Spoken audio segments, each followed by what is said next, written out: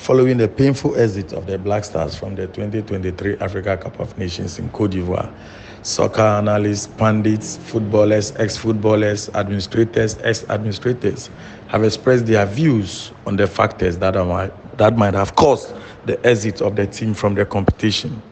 One of such administrators is Mr. Hebert Mensah, a renowned football administrator who contributed immensely to the revival of Kumasi Asante Kotoko in the early 90s.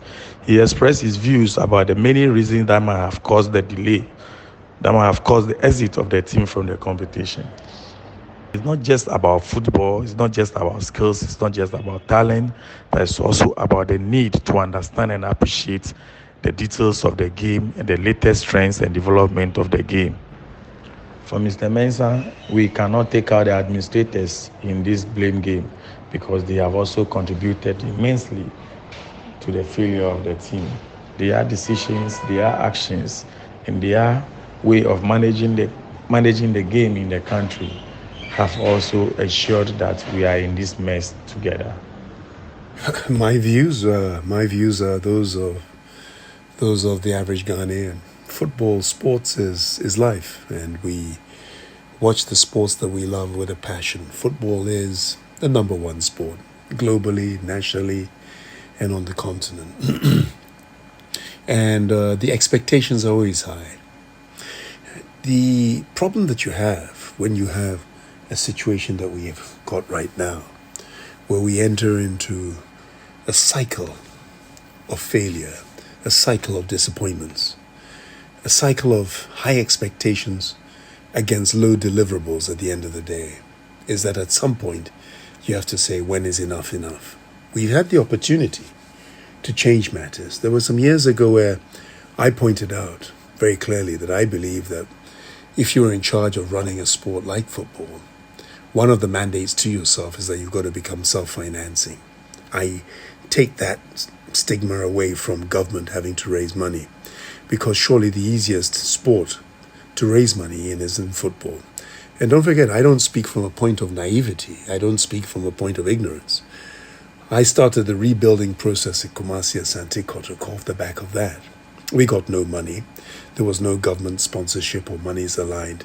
And yet it is that in a short space of time, we were able to now take the football fans, the family, back, giving them respect.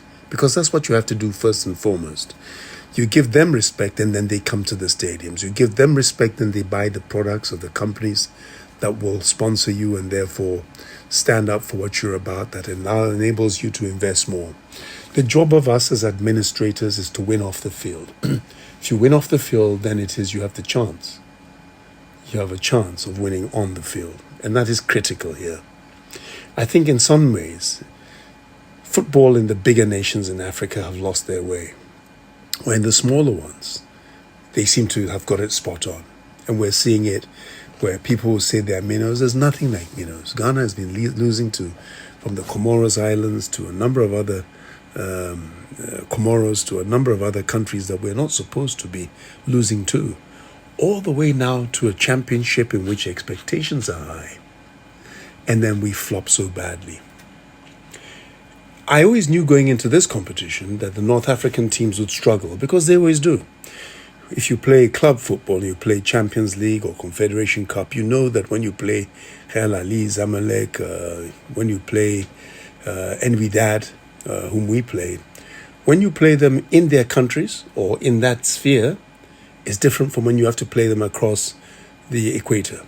So we played Wydad and we lost to them 1-0 in Morocco. And in Kumasi, we played all the football and were only able to win by 2-1. So beforehand, I had predicted that the Moroccos, the Tunisias, the Egypts would struggle. Morocco, even they're so good in the whole world, playing in our belt would be tough for them. This really is a segment that you should be looking at.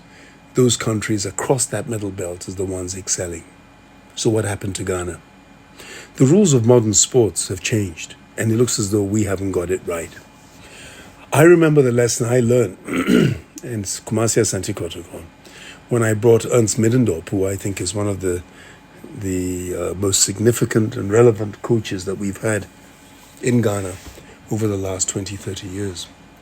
I say that in terms of preseason training, preparation of players, strength core building of players, recovery from injury, planning.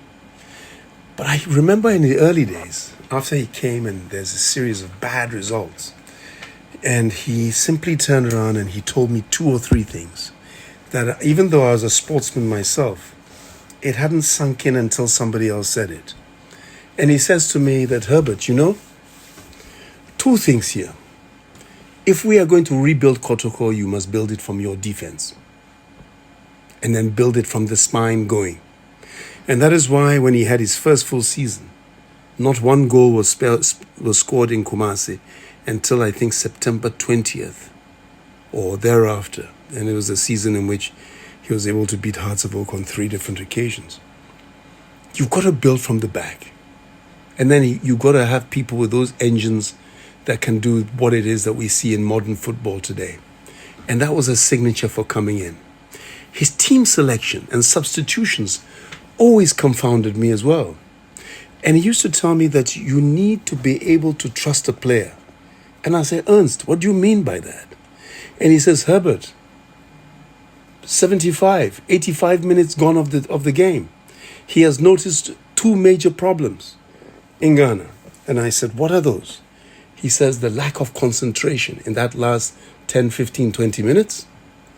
And sometimes the first touch control of players. So players dribble and play as opposed to getting the basics right. So some of his team selections always confounded me, and he would tell me, I trust that player. And that's what he meant by trust, that the concentration would be there. So when I go so many years forward and I come and see Ghana, Egypt, Ghana playing against Mozambique, and we just make class 1 mistakes, total lack of concentration, first touch all wrong, the choice that you make as a professional, the choice of a short pass, a long pass, the choice of what you do. And he used to tell me, play the fundamentals, not until you are in that area that needs some special skill, a dribble, a layoff to 1-2, to make a move, to make a difference. It's a game of chess. And that has been the fundamentals. And in my game, for example, in rugby, defense is your offense. The players need to be physically in a better condition than the next. Then it is that they need to be able to play the high press. And I saw here that the offense of small teams were pressing the defense of big teams and vice versa. And therefore there is no space for natural creativity. There's no space for your superstar to take his time and to put the ball into the back of the net. And the small teams, with local coaches, were showing that way. I'm not saying local is better than foreign. I'm not saying foreign is better than local. I'm saying the philosophy, whether Ito's message about players who have no links with Cameroon playing and therefore maybe not feeling the pain of the most important stakeholder, and that is the supporter.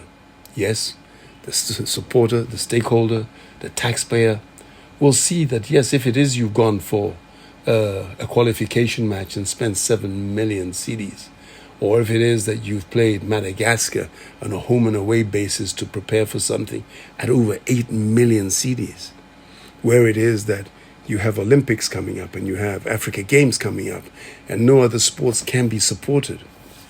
Or we've seen millions of dollars put in a private jet and flown to Brazil to play players.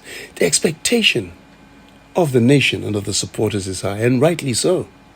So if the fundamentals are not being done properly, and therefore you're not able to win off the field, winning on the field becomes very difficult. And to see 2 good defenders looking at each other and arguing as to why a ball should have been played in a certain position, you begin to wonder why. And then you look at the game. Is it the 2 goals that we lost? The 2-goal lead that we lost? One can look at it in other ways, of 3-4 other goal attempts from them that could easily have gone in. Easily have gone in.